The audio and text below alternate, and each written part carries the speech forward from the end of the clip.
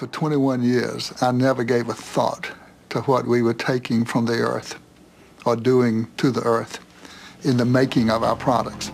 And then in the summer of 1994, we began to hear questions from our customers we'd never heard before.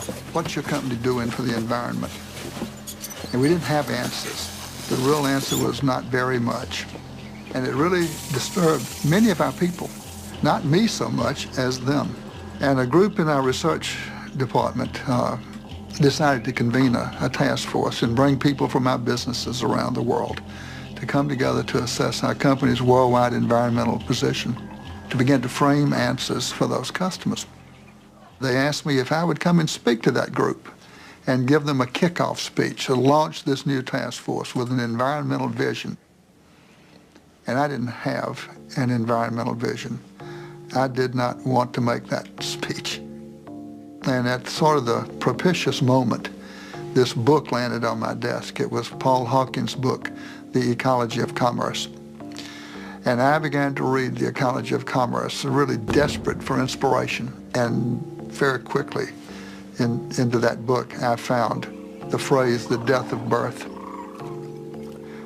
It was E.O. Wilson's expression for species extinction, the death of birth, and it was a point of a spear into my chest.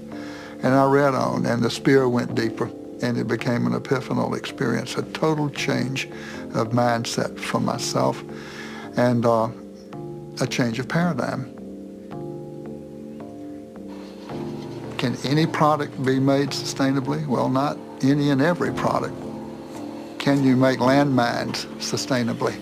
Well, I don't think so. There's a more fundamental question than that about landmines. Some products ought not be made at all. Unless we can make carpets sustainably, perhaps we don't have a place in a sustainable world, but neither does anybody else making products unsustainably. One day, early in this journey, it dawned on me that the way I've been running Interface is the way of the plunderer. Plundering something that's not mine, something that belongs to every creature on earth.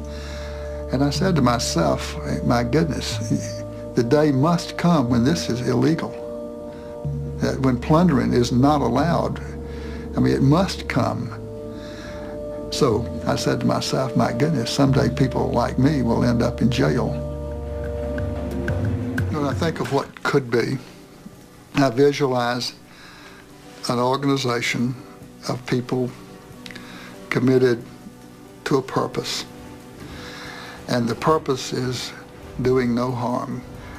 I see a company that has severed the umbilical cord to earth for its raw materials, taking raw materials that have already been extracted and using them over and over again, driving that process with renewable energy.